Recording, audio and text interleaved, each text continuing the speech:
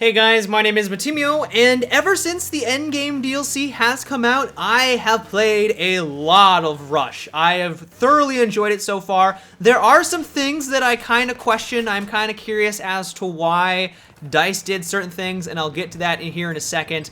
But in general, my experience for Rush on the new Endgame maps is fantastic. So here in today's video, I am playing on Nebandan Flats, and this first base for the offensive team, if you don't arm it like instantaneously, like I do right off the bat, where I get into a motorcycle, I drive on over to the building, arm it really quickly, and then, well, I get swarmed. But then if you're not able to do that right at the start of the match, it devolves pretty much to the point where it's a nightmare for that offensive team. The way the map is set up is that the defensive team spawns fairly close to the MCOMs, and they are able to kind of blow out the front of the building and pretty much have a line of sight on the MCOM.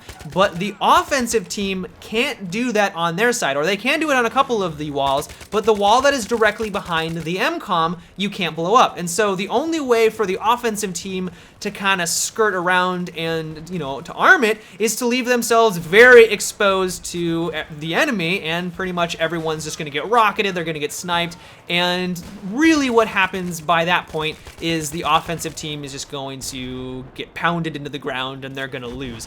But then after that first kind of hellish base, I feel like the map really starts to open up, and the second and third base is where things really start to shine. Just getting onto the second base into the warehouse is a treat in itself. I mean, the way that DICE has constructed the map is that they've given you plenty of objects to block line of sight. You can run from haystack to haystack, difference in elevations, and when you're doing this entire thing, it makes you really feel like you're in some sort of epic battle where bullets are flying everywhere, you're going from cover to cover, you're supporting your squad. It's really cool when you're able to pull it off. And then when you actually get onto the warehouse, it gets even more fun, because the way that they've made the warehouse is it's like its own little map. I mean, you would find the warehouse on like a Call of Duty game, pretty much any first-person shooter out there. It's even for team deathmatch. I mean, they've really tried to make the warehouse work well, and they've balanced it in such a way that it works for Rush. And so what I found myself doing is getting onto the second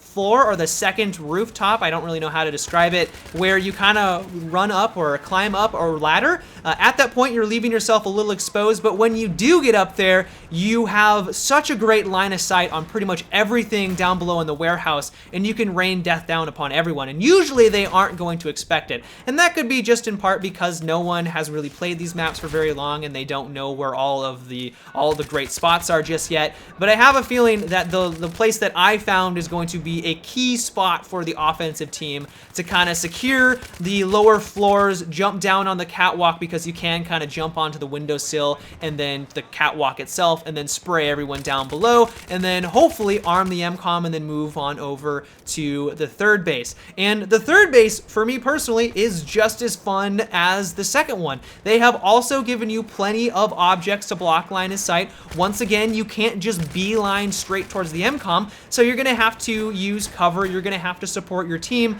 but they've still given you plenty of room to maneuver. And so this kind of makes me wonder what DICE was thinking when they constructed that first base. And they've done it on a couple of maps where I know on Operation Riverside, the offensive team for that first base has a really hard time getting out of their spawn and over onto the objectives, because the defensive team just has so many great defensive positions, and there isn't a lot of ways for the offensive team to hide behind. They can't slowly work their way up. It's just pretty much they have to run out in the open. And for the first base on this map in particular, you are very exposed. Not only can the offensive team not blow out that back wall, but to run down towards the building, there's no cover. There's no cover at all. And any sniper, anyone with half a brain can just shoot you. And it's frustrating. So it's like, why did DICE make such great second and third bases and then just kind of leave that first base like, oh, we're gonna plop it here,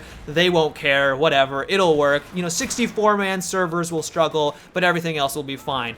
So it really makes me kind of wonder what DICE was thinking when they constructed a couple of these bases, especially when they did so well with all the others. But other than that, I am having a lot of fun playing Rush on the new endgame maps. But I want to know what your experience has been. Have you had the same problem as I have, where the first base on a couple of the matches or some of the bases on the new maps are really hard for the offensive team to get a foothold? Let me know down below. But that is about it for today's video. I hope you guys enjoyed this endgame gameplay. But until tomorrow, have a good one and take it easy.